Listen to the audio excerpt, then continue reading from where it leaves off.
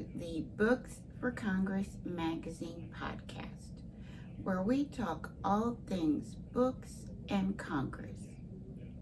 We usually start the first part of the discussion off on the books we read this week, and then the second part is usually just a brief update on a recent activity in the U.S. Congress.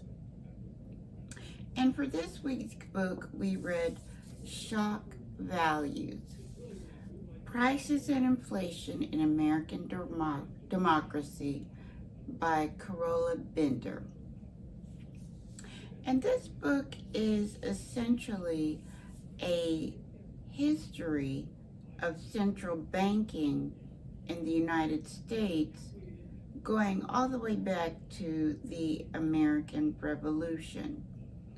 And, it opens with the establishment of the continental currency during the American Revolution, and then goes into the creation of the first and second Bank of the United States after the Constitution was signed and our government was kind of in its infancy. And then through the Civil War. And really the main point of the book is to describe how the central banking has gotten stronger as time goes on, usually based on response to various fiscal crises, all the way up to the creation of the Federal Reserve Act, and even to, most recently, the Great Recession. Now, this is a very complex area to understand. You really have to know a lot about economics, a lot of terminology, but it's still fairly accessible in terms of it gives you a great narrative history, again, of some of the major laws and the major court cases that have influenced central banking over the years. And I kind of contrast a book like this with a book like The House of Morgan by Ron Chernow, which is a story of the Morgan family of the J.P. Morgan Bank fame. And their family story is similarly a history of the evolution of central banking, in the sense that a lot of what we saw in terms of the creation of the Federal Reserve was in response to how powerful that family was and the influence they had on the banking industry. And so I kind of look at these two books as two different nonfictions and two different ways to kind of read the same story. And The House of Morgan was a little bit easier to follow because it kind of had the intrigue of the Morgan family, whereas this is more of a technical book, but still a great story of our banking history.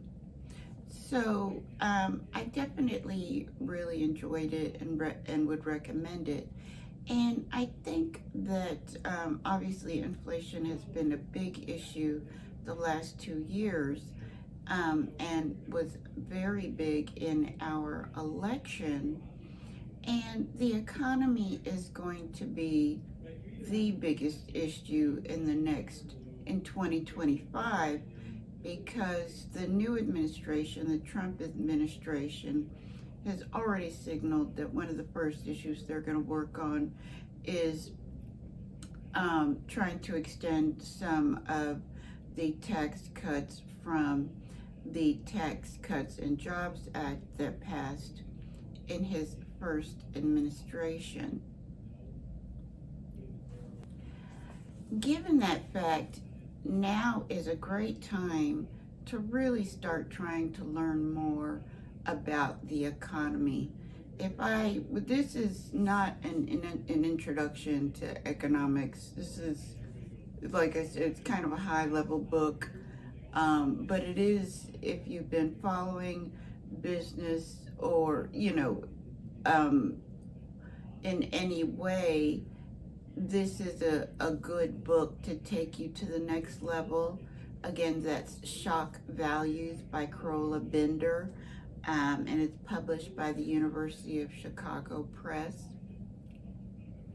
And in terms of current activities in the U.S. Congress, again, the big agenda in 2025 is going to be tax cuts. So, we just strongly recommend that everybody kind of do what they can to get up to speed on, these economic issues. And the leadership in the House and Senate is only partially decided. Republicans will have a lead in the Senate, so we'll be taking over all the chairmanships for the committees. And the House is still undecided. So hopefully by next week's podcast, we'll be able to have a better sense of who will control the House in the 119th Congress. And we also next week may know who's going to be the Senate Majority Leader for the 119th Congress. The news reports are that the senators will do a secret ballot vote next Wednesday, November 13th. And so that will give us some sense of at least who the leadership will be.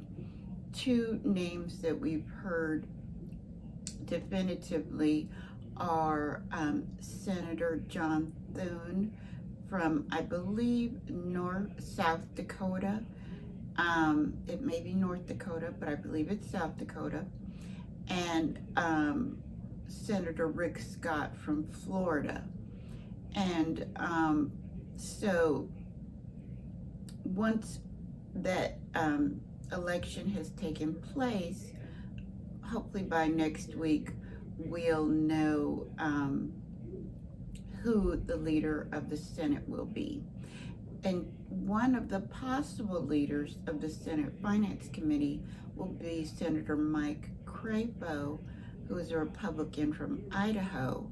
And he's a longstanding member, was ranking member during the 118th Congress. And he's an important name to know because he will be shepherding any tax legislation through that Senate committee. Again, that's the Senate Committee on Finance next year. So that's, the hearings will pick back up.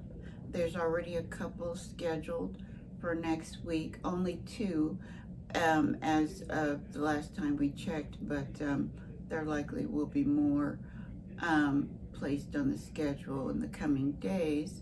And we will pick maybe one or two hearings to watch and summarize based on what we think might be relevant to our audience, and some of the big issues that are going to be part of the national discussion. And again, I think that issue is going to be taxes, trade and commerce, particularly tariffs and things like that. We hope you found this podcast informative, and look forward to speaking to you next week. Thanks so much. Bye-bye.